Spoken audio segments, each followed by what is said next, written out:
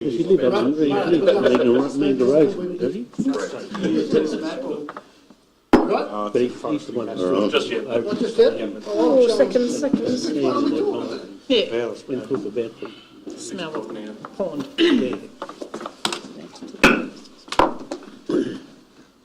The public is advised that it is council policy to record the proceedings of meetings of council on digital media to assist in the preparation of minutes and to ensure that a true and accurate account of debate and discussion of the meeting is available, as well as for live streaming. The recording is authorised by Local Government Meeting Procedures Regulations 2015. Acknowledgement of country. The Circular Head Council acknowledges the North West Tasmanian Aboriginal people as the traditional custodians of the country in which we stand, meet and play. We recognise their continuing connection to the land, waters and community. We pay respects to elders, past, present and emerging. We have one apology in Councillor Poposky, the elders. I'll ask the upstanding for present. Tonight we pray to Thou who art Mother, Father to us all, for wisdom and clarity in discussion and debate. We ask that Thy light and eternal grace shine in our hearts now and always. Thou who art one, although known by many names, and whose truth is expressed in many faiths. Thank you. No leave of absences. 2.1, confirmation of minutes from the last ordinary council meeting, 18th of May. If we have a mover and a seconder for that, please. So moved. Councillor Dabner, seconded by Councillor Collins. No debate. I'll put the motion. Those in favour? All right. Those against? Carried. Any declarations of interest? Okay, 4.1, mayors and deputy mayors or acting mayor communications. Any questions on any of those?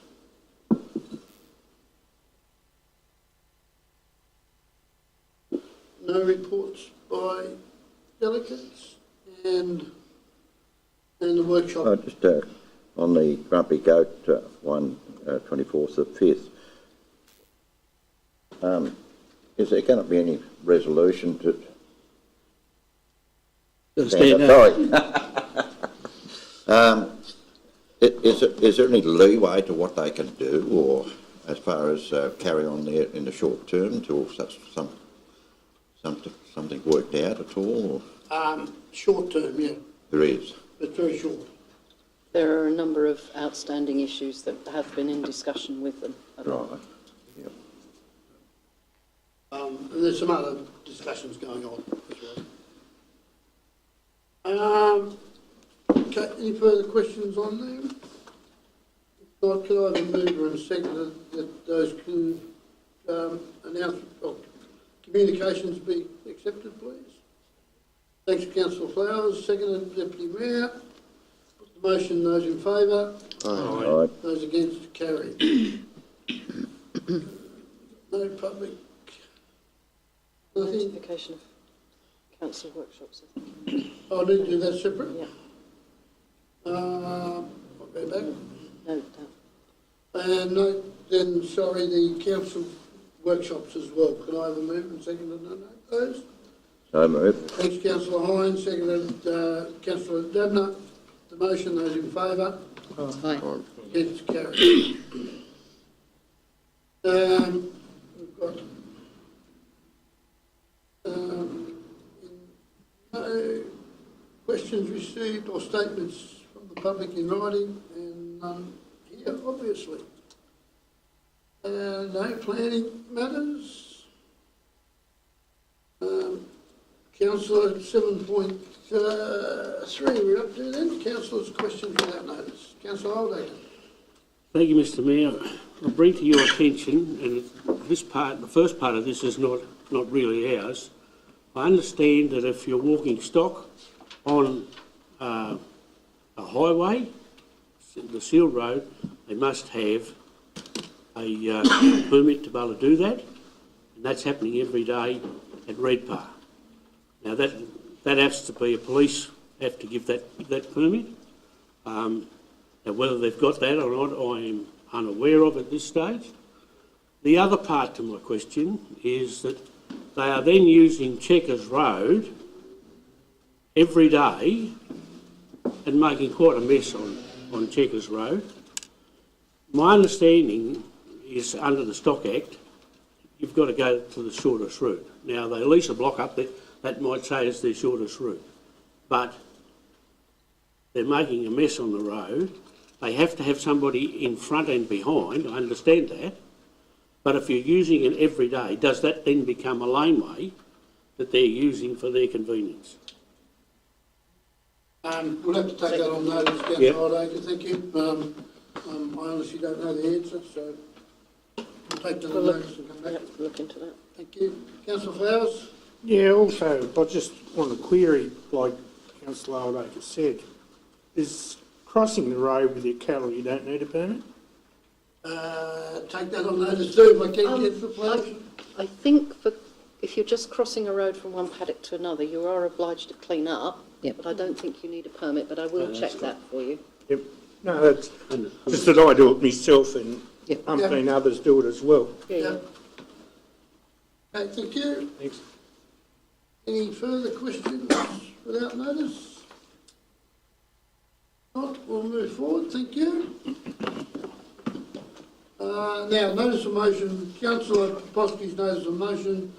I've talked to Councillor Poski, we'll leave laying on the table until the July meeting, in fairness to Councillor Poski, who can present his motion himself. So if everyone's comfortable with that, thank you, we'll move forward. To 9.1, rates resolution. Thank you, Mr Mayor. Gee, that was quick. That was- Right, snuck up on me. Councillors, before you, we've got the rates resolution for the next financial year, 1 July to 30th of June 2024. In accordance with the Local Government Act, council is required to have a rates resolution to set their rates and charges for each financial year. In terms of the general rate, we're looking at around the 6.5% increase, which works out to be a cent in the dollar of 6.171725 cents. So that then gets applied to the AAV of each property and rates are struck that way. In terms of the fire service contribution, we have the two rates there for Smithton, or the urban and rural, which are Smith and Stanley and the rural areas, under section 3, which is on page 19. In terms of the actual general rate, the minimum this year is $323, and the minimum for the fire service contribution is $48. Excuse me. In terms of waste management, the transfer station contribution, looking at a charge of $107. The statewide waste levy, a charge of $15. The urban bin, $147, a rural bin, $130, and a recycling, $60. In terms of stormwater, we've got the two drainage areas of Smithton and Stanley, with the cent in the dollar identified on item 5. In terms of the discount for early payment, we've got a 3% if the rates are paid in full by the 31st of August this year. And in terms of late payments or penalties, so basically if you choose two options, so you can choose to pay in full and with a discount, or you can pay in instalments. Generally, if you don't pay one of those by either in full or the first instalment by the 31st of August, then you're deemed to be and have missed an opportunity to do one of those, and a penalty will be applied unless you've got in contact with the council and let them know that you're struggling with payment, or that your income comes in different forms throughout the year, like milk checks, etc. Then we can enter into a payment arrangement, which quite a lot of our customers do. So yeah, and the penalty won't be applied if you enter into an arrangement before the due date. In terms of the details, on page 21, there's a list of the increases that have occurred in each of the services there. In terms of the general rate, That's up to really the elected members to determine through the budget process. Obviously, well, generally each year the budget is adopted with the rates resolution, but just due to the earliness of this meeting, we've pushed that out to July to get the actual budget, capital and operational budget adopted. But to raise the rates on the 1st of July, the rates resolution needs to be done prior to then. So, yeah, in terms of the general rate, looking at a 6.5% increase. In terms of the financial management strategy that the council has adopted previously, in terms of waste services and stormwater rates, they're based on cost recovery. So depending on what the expenses are to operate those services, then will depend on what the rate is struck on those. So under the details section there on page 21, it outlines the increase that have happened based upon the strategy or the policy that council has in place. I think that's probably about it, Mr Mayor. So thank you very much, and I'll present the report for council's consideration. Thank you, Rachel. Before I get a move, is there any questions to Rachel on the report? Councillor Dabner? Through you, Mr Mayor, just probably by way of explaining to any public that are listening in, let's just say, for example, the rural waste collection charge from 109 to 130, that's an impact of the contractors' increased charges that we're passing through, isn't it? Yeah, and also just the whole amount of the cost to do with that service. So to run the service, we've got wages which go up, we've got fuel which goes up. The cost to run the Port Ladder site has gone up as well too, in terms of, you know, our licence, the environmental protection notice to run the place. So all those things. So they all have an impact on the cost as to why the fees go up. Yeah. Thank you. Councillor Flowers? Just, Councillor Dabner, there's all the waste collection is done in-house. There's no contractors used on that. Yeah. Okay. Yeah, that's all. Thanks. Yep. Any further questions to Rachel on that? If not, could I have a mover for the resolution, please? Moved by Councillor Dabner, seconded by Councillor Collins. No further debate of the motion. Those in favour? Aye. Against? Carried. Thank you. Senior Manager report. Madam Chair. Yep, thank you, Mr Mayor. I would actually like to ask Deb Mannering to comment this time round, because there are a number of interesting items from the community team there, and it would be appropriate for her to quickly outline them. Councillors, we've just been undertaking or starting to implement the Right Place. It's an initiative that's been developed at Huon Valley, and it's basically about people helping people connecting to services that might be available in our town. So we had some training last week, and we had over 31 people come along to 2 sessions, which was fantastic. They came from different business organisations. So it's about people coming into your business, and you might have some information. For instance, I'll give an example where people might go to the hairdressers, sitting there for an hour or so, and perhaps talking about some of the issues that are concerning them.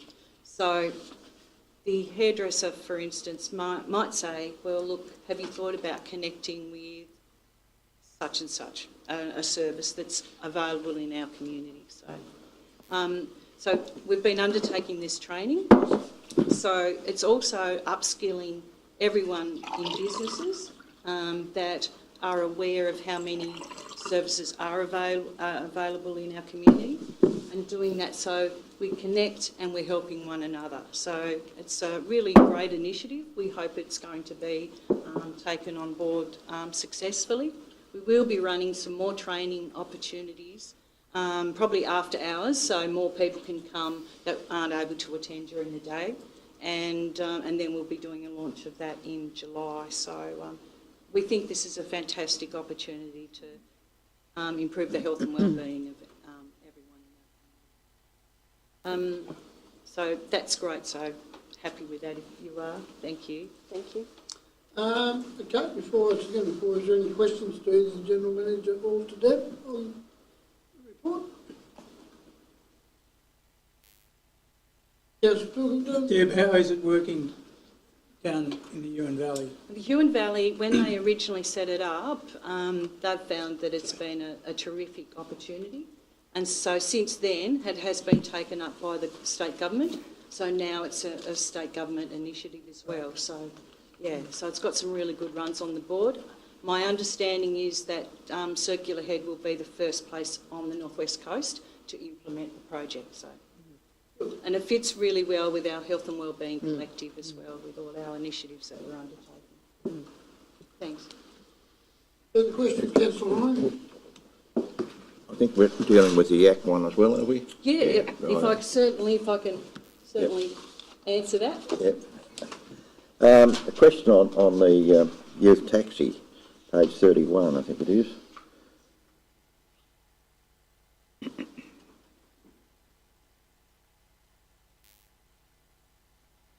About the Yeah, what can you give us a bit of an indication of what's suggested? And look, sorry, Councillor Hine, I'm not up to speed with that initiative at this stage, but I can certainly get more information for you. Thank you. I can talk to Jodie about that. thank you. Yeah.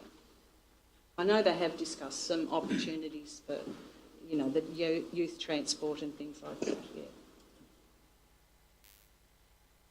No further questions? If I could have a mover and a seconder from the Deputy Mayor. Moved, seconded, Councillor Pilkington.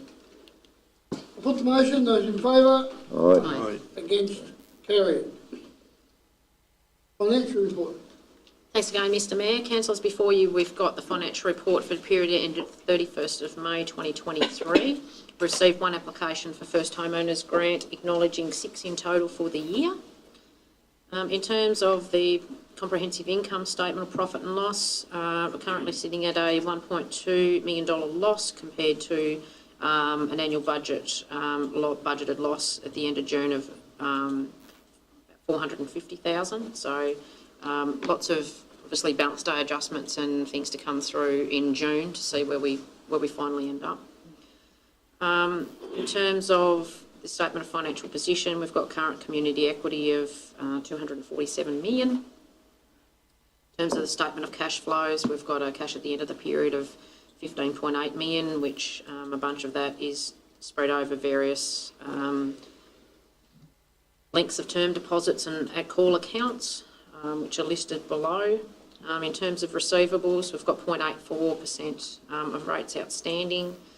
And sundry debtors, we've got 796 compared to 1.6 million at the same time last year. But we also do have, I said, some balance day adjustments and things like that to come through. And then we have the cash graph. At this point in time, we are looking at audit around that late. The financial statements are due for all of the councils in the state on the 14th of August.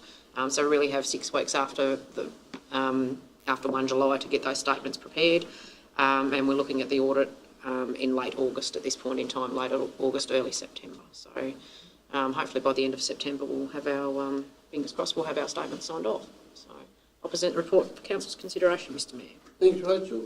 Questions? Yeah.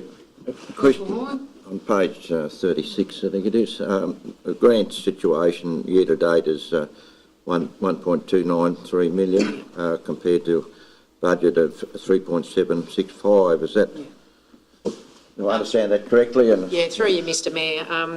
What's been happening in the last few years is that the federal government has been releasing the financial assistance grants early. So what they're now doing is it's mucked up basically the whole process, because 1 year they paid it the next year's in advance, but now they're paying 2, like half a year in advance. So that actually doesn't come in until June, and it's basically half our grant funding. So that'll come in next month, this month, in the next couple of weeks. Yep. And sometimes it actually hits the statement on the 30th of June as well too. So yeah, it would be nice if we could actually get back to an even keel and actually get in the year what we're supposed to get in the year, instead of muck around all over the place, because it plays havoc with the financial statements a little bit as well too. So yeah, so that's why that looks a bit weird at this point in time. That land is going to make the whole thing much better. Yeah, and if it doesn't, it'll throw next year's out as well too. So Yes. yeah. Any further questions? Not, can I have a mover and a seconder, please? Moved Councillor Debner, seconded Councillor Flowers.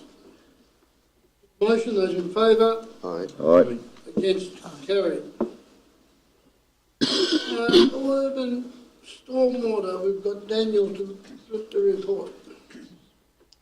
Can you hear us, mate? Can't We hear can't you. We're muted. Still can't? We can hear you. Sounds pretty good, doesn't it? I think I'm using headphones. Yeah, Yeah, that's better. You're all right now. Through Mr Mayor, the urban stormwater asset management plan and service level document have been reviewed in the past financial year. Not a lot of change to the plan. There's only one risk identified. That's the Stanley Main open drain as suspect to urban flooding. The asset management plan and the service level itself are largely driven by the requirements of the Urban Drainage Act, and that's the council to provide a system to protect people and property from urban flood. So that service is well defined. Director of Organisational Performance talked earlier about urban stormwater being a service that's cost recovered for a service rate. Our asset management plan review cycle 4 years also coincides with a revaluation of that asset base, so that's been done. Some upwards movement in that cost has no doubt pushed up the service rate as the cost of living, CPI pressures and the rest drive those things up. So the plan, asset management plan and the service level are there for adoption for councillors to consider tonight. Thanks, Daniel. Questions before we go to promotion? Councillor Hine or Councillor Oldacre? Sorry, thank you. My question to Daniel, of engineering, sir, is what is, you rate the risk of that open drain at Stanley. What are the ways we can eliminate some of that risk? We've listed in there, be on page in the agenda, page 45 in the agenda as an extract. What's suggested there, the current thinking is either an additional outfall or a detention basin around the wreck ground area or a combination of both. We haven't resolved that one yet. So. Councillor Hine? Yeah, along the same thing, it looks like you've budgeted for just about 800,000 in 2025.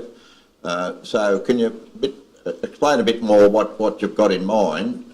Because it appears going through that there's been no consultation since 2019 on what you're suggesting, and I think there needs to be amongst the user groups.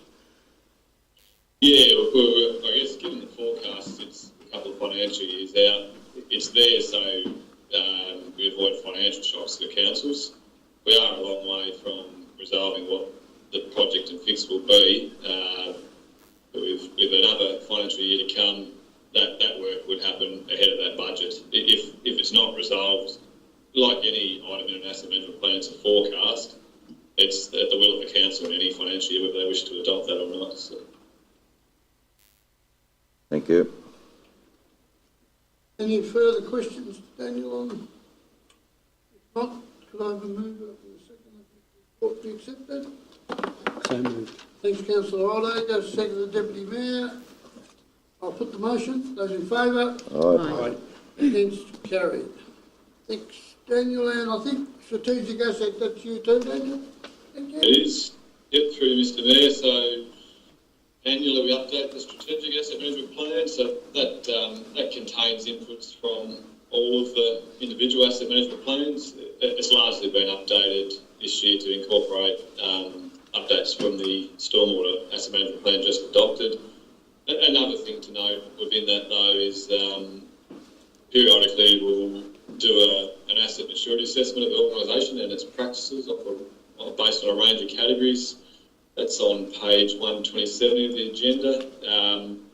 But the pleasing thing there from 2019 to 2022 is the organisation is now more or less at core asset maturity. That was one of the competencies assessed in the future role of local government work that's currently ongoing, and there were a large number of councils found to be deficient, but this council can see that that's not the case at all. So the updated strategic asset management plan is there for council consideration to adopt. Thanks, Daniel. Questions, anyone? What, if I could have a mover and a seconder, please? So moved. Thanks, Councillor Olega. Seconded, Councillor Dabner. I'll put the motion. Those in favour? Aye. Those against? Carried. Thanks, Daniel. Thank you. General Manager, Leggett, motion. Yes, thank you. Through you, Mr Mayor, there has been an additional motion submitted by Clarence City Council that is coming to Council for instruction on, to be provided to you by councillors on how to vote. The motion, is attached, and it really seeks to regularise the situation for councillors so that they are able to take a leave of absence as of right, subject to the conditions set out in B 2, 3 and 4. Okay. So it's essentially a request to update the regulations. Questions? I was, Councillor Olega? through you, Mr Mayor, I suppose my question resolves around, okay, the first one or two you accept, but if he's missing a third one, there's no notification. I mean, where does it leave us? If somebody misses 3 and there's no notification, the current rules apply that you're no longer a council. Yeah, I understand that, but what this, as I read this, what this is saying to us is that it'll be as of right, like the day before, to tell somebody that you're not going to be there and seek leave of absence for that third. The way that reads is just a little messy. I agree, and that would be something to clarify in debate at the... You understand where I'm going? Yeah, I do. There is an assumption in there that people would be respectful and... I know. but it's not clear. Yeah, it's not clear. So we can certainly put that forward. If that's what council would like to. Any further questions? I suppose we need to have a motion to either accept or vote for the resolution, potentially with that clarification, or not. Councillor Olega? Mr Mayor, I arrive to move that we support the motion, but seek clarification of what was just said, so that there's a very clear understanding, and if you don't get that, then you won't support the motion.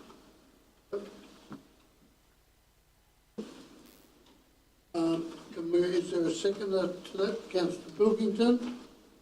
Okay, so the motion, or any other debate, sorry, on comment? The motion is that we support, providing the clarification is there, as per mentioned, which will get the general manager to word out nicely for us, as per clarification sought. If that's not forthcoming, we vote against the motion.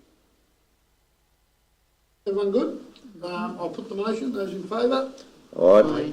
Against? Carried. Thank you. Minutes. So we'll go through these and take these in one motion, if that's fine. What have we got? Public correspondence. No public correspondence. Minutes from circular from Cheddick. Any questions or comment? 9.7.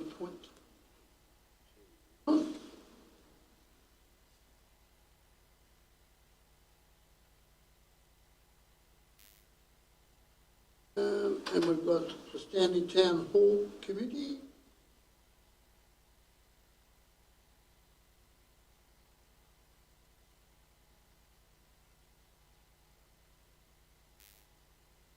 speaking, you need a separate resolution on 9.7.1. Do we? Yeah, because it's correspondence, not committee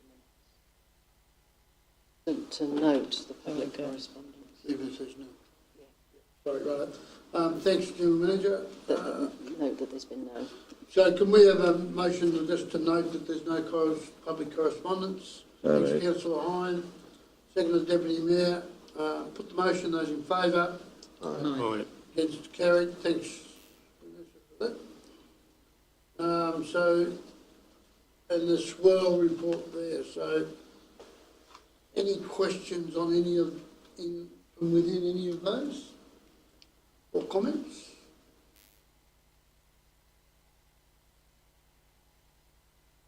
Not, if I could have a mover and acceptor that we note those minutes. Councillor Dabner, seconded Councillor Flowers. Motion, those in favour? Aye. Against, carried. Thank you.